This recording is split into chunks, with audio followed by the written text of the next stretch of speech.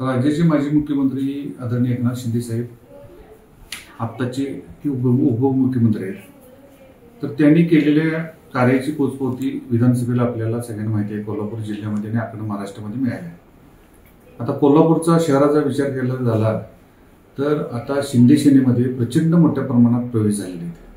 आता आम्ही प्रवेश थोडे थांबवले, कारण आता एकंदर वातावरण बघितलं तर महायुतीच्या माध्यमातून निवडणूक लढवावी असं झाल्यामुळं आम्ही आता प्रवेश आमच्या पक्षात गेले लोक घ्यायचे चांगली लोक आहेत, बरेचसे माझे नगरसेवक आहेत, सामाजिक कार्यकर्ते, त्यांचे आम्ही प्रवेश आता थांबवले.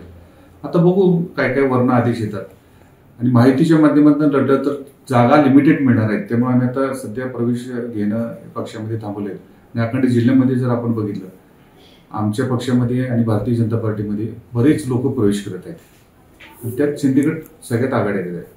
म्हणजे नगरपालिका असू दे, नगरपंचायत असू दे, महानगरपालिका असू दे, जिल्हा परिषदचे असू दे, या सगळ्या घटकामध्ये शिंदे सेनेमध्ये आता कोल्हापूर जिल्ह्यामध्ये जास्त प्रवेश झाले.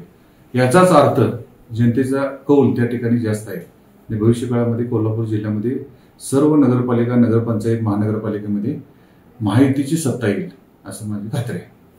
आता तुम्ही बोलताना म्हटलात की शिंदे सेना आणि भाजप असे, मग राष्ट्रवादीची भूमिका काय असणार आहे? नाही, आता हे महायुतीतनं लढायचं म्हणलं तर राष्ट्रवादी पण आमचा त्यातला एक प्रमुख घटक आहेच, नाही म्हणता येणार नाही. तर बघू, बऱ्याच ठिकाणी आता राष्ट्रवादीने स्वतंत्र पॅनल उभा केले आहेत. आज बघितलं गडिंग्लज असेल, चंदगड असेल, या ठिकाणी त्यांनी स्वतःचे पॅनल उभा केले. पण महानगरपालिकेला काय जो वरून आदेश येईल त्या आदेशाचे पालन करावेच लागणार आहे. सध्या कोल्हापूरमध्ये राजकीय स्थिती काय असं तुम्हाला वाटतं? आता परवा आरक्षण सोडती झाल्या त्यानंतर बरीच राजकीय समीकरण बदलले आहेत.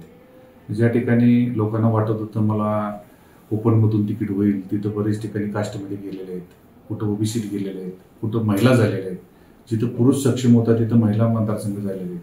अशी बरीचशी गोष्टी चालू आहेत. पण माहितीकडं लोकांची, आमच्या शिवसेना शिंदे गटाकडं प्रचंड मोठ्या प्रमाणात लोकांची ओढ आहे आणि बघू आता काय वरून आदेश येतो. आता सध्या तुमची घडामोड कशी सुरू आहे आता राजकीय पार्श्वभूमीच्या? आता कोल्हापूर शहरात आणि जिल्ह्यामध्ये आदरणीय पालकमंत्री प्रकाश आंबेडकर साहेबांना सर्व अधिकार दिलेले आहेत. त्याचबरोबर शहराचे अधिकार आणि बाकीचे अधिकार कोल्हापूरचे आमदार राजेश क्षीरसागर साहेबांना दिले आहेत. कोल्हापूर महानगरपालिकेमध्ये आता सारंग देशमुख आणि मी स्वतः दोघंजण आम्ही नगरपालिकेमध्ये कोल्हापूर शहरामध्ये जास्त लक्ष घातलेलं आहे. त्या पद्धतीने प्रवेश पण चालू आहे आणि चांगला आहे, प्रतिसाद लोकांचा चांगला आहे.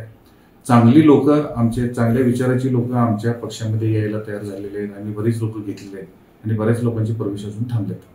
आता नुकतीच बिहारची निवडणूक झाली, त्यामध्ये कौल कळाला. एकंदरीत वातावरणानुसार इथलं वातावरण काही बदलेल असं तुम्हाला वाटते का? याबद्दल काय सांगा? नाही, बिहारची निवडणूक आता झाली, पण परवा झालेल्या विधानसभेच्या निवडणुकीमध्ये कोल्हापूरची जनता असेल किंवा महाराष्ट्राची जनता असेल, म्हणजे जसा बिहारचा निकाल लागला, आम्ही उलट म्हणतो आमच्या निकालासारखा बिहारचा निकाल लागला. आदरणीय नरेंद्र मोदी साहेबांचा जलवा अखंड देशामध्ये आहेच, ते महाराष्ट्रामध्ये ऑलरेडी आम्हाला त्या पद्धतीने लोकांनी निवडून दिलेलं आहे आणि कोल्हापूर जिल्ह्यामधील सर्व लोकांचे आभार मानले पाहिजे की 10च्या 10 सीटा माहिती दिली. तेव्हा ऑलरेडी आमचं असं मत आहे, महाराष्ट्रामध्ये झालेला जलवा हा आता बिहारमध्ये दिसून आला, परत म्हणजे रिपीट झाला. त्यामुळे अतिशय चांगलं वातावरण आहे देशामध्ये आणि सगळ्या निवडणुका इथून पुढे जे काय होणार आहेत त्यामध्ये माहिती 100% निवडून येणार आहे, यात कुठं मनात शंका नाही.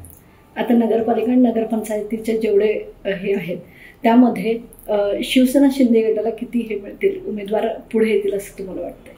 नाही, फॉर्म्युला अजून मुळात ठरलेलं नाही. तर फॉर्म्युला वरती ठरल्यानंतर हे सगळं होणार आहे, आमच्या हातात काय नाही. आम्ही आता सांगितले की आपल्याकडे एवढ्या लोकांनी प्रवेश केला आहे आणि आपण एवढी मागणी करा. पण तिन्ही पक्षांना न्याय देत असताना तो न्याय देण्याचं काम सगळे राज्याचे मुख्यमंत्री असतील, दोन्ही उपमुख्यमंत्री असतील, ही सगळी कोर कमिटी बसून हा निर्णय घेतील आणि तो निर्णय आम्हाला सगळ्यांना मान्य करावा लागेल आणि मान्य करणार आम्ही, कारण पर्याय नाही दुसरा.